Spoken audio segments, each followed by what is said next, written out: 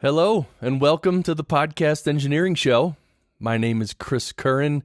I produce podcasts for lots of companies, and I also teach at Podcast Engineering School. Yes, every week on this show, we bring you podcast production techniques on a silver platter.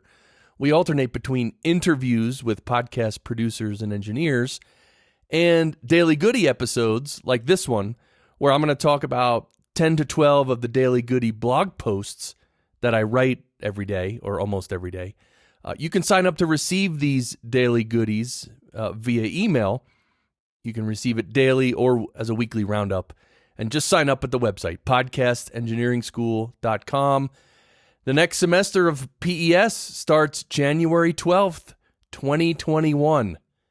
2021. That looks like a futuristic number. Also, I just launched this new, smaller course called Getting New Clients at Higher Rates. So if you're a podcast editor or producer and you want to get new clients at higher rates, it's a banger for sure. It's an awesome course. And thank you to Focusrite for sponsoring this episode. Did you know the Scarlett is now in its third generation, the Scarlett series? It's the world's best-selling USB interface range with over 3 million units sold worldwide. And there's 6 different interfaces with 1, 2, 4, or 8 inputs. Right, so however many inputs you want, you need 8 XLR inputs, you got it. You can get the Focusrite 18i20 Scarlett. Anyway, really good sound quality, makes you sound your best, and it also works with any recording software that you're already using, works with any type of XLR microphone, dynamic or condenser, and also has loopback on select units, allows you to record your Skype and Zoom calls directly in your software. With no workarounds. Yeah, the Loopback, it's a little app, and you can, record Skype or Zoom calls, on a separate track, real easy. It's real nice. And of course, the new Air feature. It's a little button that says Air, and it does nothing to do with Michael Jordan. It's Air, it's like high-frequency clarity. It's really nice. Adds brightness and presence. So anyway, the link to the Scarlett series is in the show notes, so click on that. Thank you to Focusrite for sponsoring this episode. Of course, everyone uses the Focusrite 2i2, the Scarlett 2i2, 3rd gen. That's very, very popular. Okay, so now this is episode 199, and next episode is 200. We're going to have a celebration episode. We're going to have some fun. I've already asked a lot of people to send in some really horrible audio, meaning terrible quality audio. Just to see who can send in the worst quality audio. I thought that would be fun. So we're just going to have fun on the 200th episode. Don't expect any teaching or anything like that. Well, that's what you're going to get in this episode. We're going to go through the daily goodies from July 17th to July 30th. We're going to start with the Zoom H8. Okay, so this was back in, obviously, mid-July, July 17th. And the Zoom H8, the little handy recorder from Zoom, was released. Of course, just recently they released the PodTrack P8, which is different. It's also from Zoom. So anyway, the H8 is kind of like the H4n and the H6 from Zoom, but it has more inputs and all that. I think it retails for about $400. The Zoom recorders are pretty good. I mean, the only thing, only a couple things. The quality of the mic preamps is good. It's okay. It's medium. And also you have to be really careful on any Zoom recorders of recording your level too hot. Because if your preamps are turned up too much, they will distort if they're overloaded. So you got to, just with those Zoom preamps, be really careful.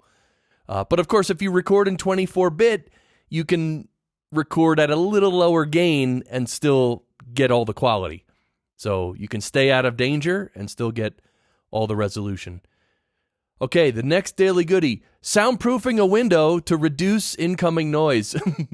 All right, so this is a post because I had this situation in my real life. So where I am in my basement right now, my little studio area, it's not really a studio, but it's my little area. And there's a window that faces the neighbor's house. And for a long time, the neighbors were very quiet, everything, fine. But they actually, I think they're living somewhere else, and they're they're renting their house like Airbnb style kind of thing. And like now there's a bunch of people living there. Like they're just packing them in. You know how sometimes when people rent houses, they invite their all 17 cousins and everybody to live there because, hey, why not? You're paying for it. But anyway, so the neighbors were making some noise, and it's like, man, we've been living here a while, never heard noise. So anyway, I was like, how can I plug this window? Because the noise was coming right through this one window, basically. And so I just took a bunch of extra foam I had, and I, wrapped it up. Not wrapped it up. I coiled it up and just stuffed it into this hole that's like 4 feet wide, maybe 3 feet high, and whatever. And so it looks terrible, but it actually cut down on most of the noise that comes from there, from my neighbor's direction. There's also this YouTuber made a cool video, how to soundproof a window. So I linked to that YouTube video in the post. So you can click that. And by the way, all the links to all these daily goodies are in the show notes here too. So you can just go to the show notes. You'll see the titles of the daily goodies, and you just click on it and it'll go to the actual daily goodie. So this one was called Soundproofing a Window to Reduce Incoming Noise. Anyway, it's a pretty cool YouTube video. Check it out if you ever need to plug a window. There are more expensive ways to do it, obviously. I found like this company that makes like these inserts, custom-made inserts. Like they're clear. They're completely clear. But it's like you just put it in the window cutout as it's almost like an additional window, but it's so thin and clear that you don't even see it. Anyway, I think they're expensive, but the next post is when Dave Hamilton was on this show. That was a good episode. If you haven't heard the Dave Hamilton episode. All right, next daily goodie, Logic Pro, a popular DAW for Mac only. Yeah, so Logic Pro is for Mac only, but a lot of people really like Logic Pro. It's a DAW. It's a fully functional DAW, like any other DAW, pretty much. And I actually bought it a couple years ago because I thought I was going to have a problem with Reaper on my new Mac, which it's not very new anymore, but I thought I was going to have trouble with Reaper, so I bought Logic. I think it was like $200. And then I opened it, and like I was like messing with it a little, and like I couldn't really deal with it. It wasn't a good fit for me. Any DAW that doesn't let you click on the main part of the screen and just put your cursor where you want to put your cursor, that if a DAW doesn't let me put my cursor wherever I want to put my cursor, I have a problem. I mean, I just couldn't click on the dang screen, Anyway, and then I asked people, I'm like, is it true in Logic Pro you can't just click on the, like where the tracks are? You just can't put your cursor there? No, you can't. I'm like, then where do you got to click? They're like, oh, click on the little the little bar above that area. And I'm like, oh, okay, terrific. All right, anyway, Logic Pro. A lot of people love it. I'm not bashing on Logic Pro. It just wasn't a fit for me. But it's a fine DAW, sure. Next daily goodie, recording a guide track when recording episodes. Yeah, a guide track. This is what I call it because I don't think it has a name. So I called it a guide track, Guide, a guide track. And what it essentially is when you're connecting with people over the internet and recording conversations, however you're recording it is fine. But I always record the live conversation as a backup. And I just have that. And that's what I call my guide track because it's a recording of the live conversation as it happened. And so what I do in my DAW in post-production is I will first put the guide track in there, and then I will take everyone's individual recording and I'll line it up to the guide track.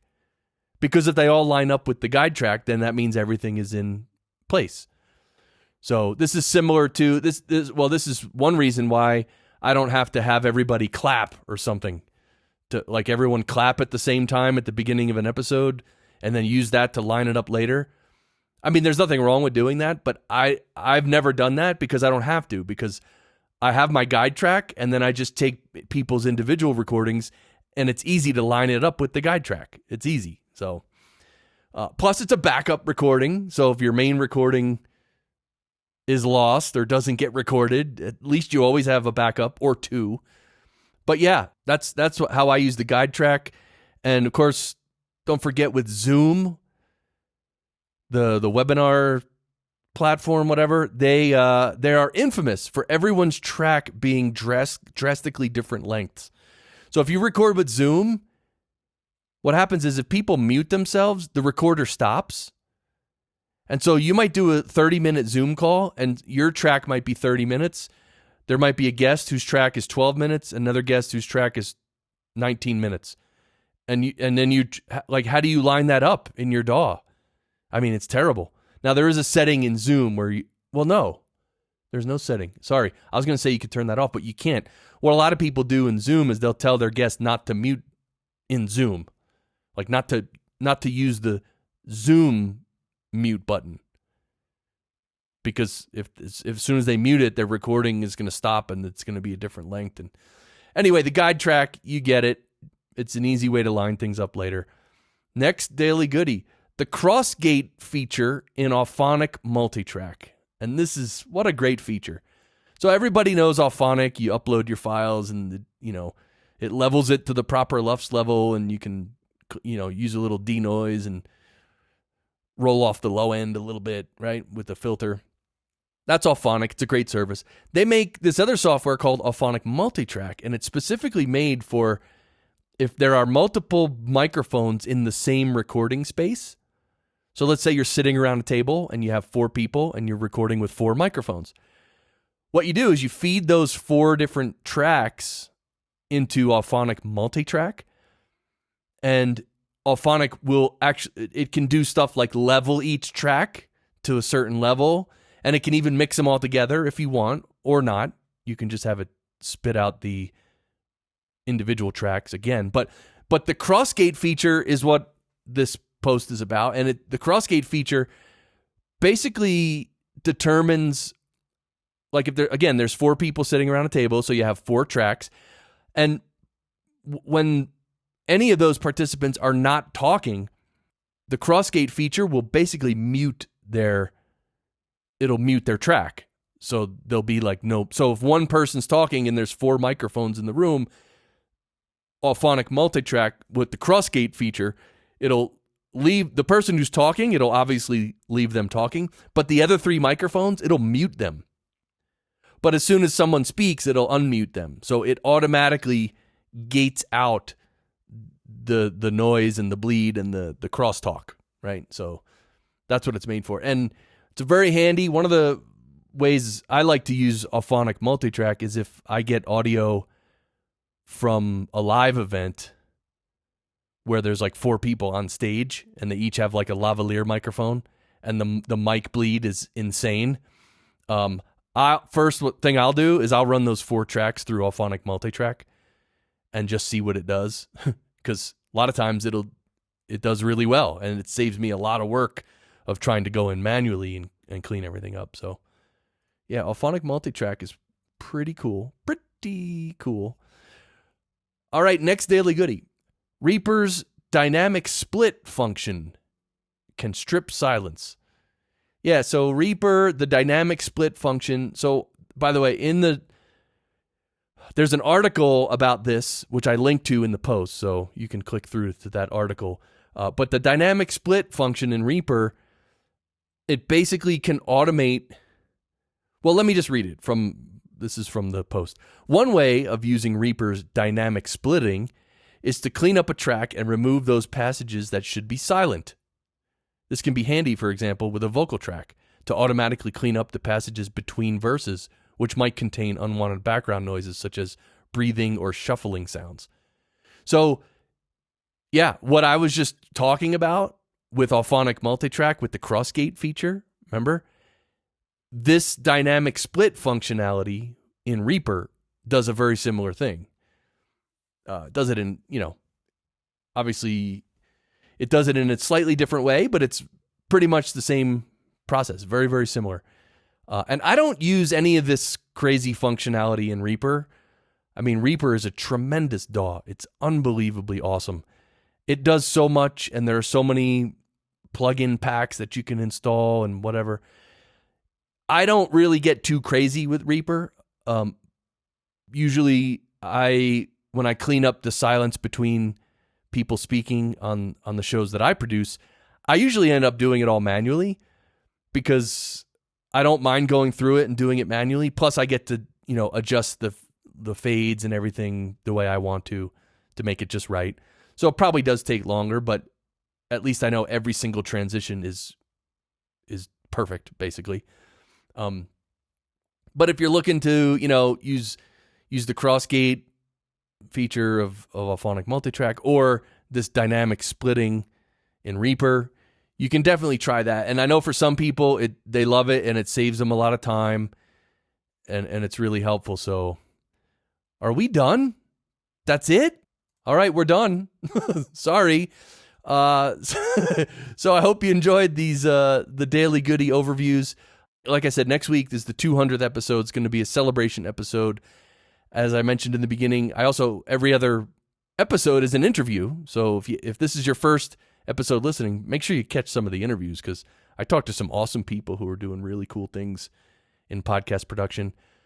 I am going to live stream a little bit nowadays, so check out the live streams we do for Podcast Engineering School. Also, there's a YouTube channel, which you'll see a bunch of cool stuff up there. I'm going to start posting probably almost every week on YouTube, going over different plugins and using plugins on different people's voices to make them sound great. Don't forget the Podcasters Lounge Facebook group. Oh, yeah. Podcasters Lounge, baby. And don't forget the courses that are available and the new course, Getting New Clients at Higher Rates. Thank you to Focusrite for sponsoring, and thanks to you for listening. And if you have any questions, contact me. Like, go to the website, podcastengineeringschool.com, and there's a Contact Us page. And just send me a note if you have a question or a comment, or if you might want to be a guest on the show, or if you know anyone who'd be a good guest on the show, let me know. All right. Well, thank you, and we'll see you next week. Take care.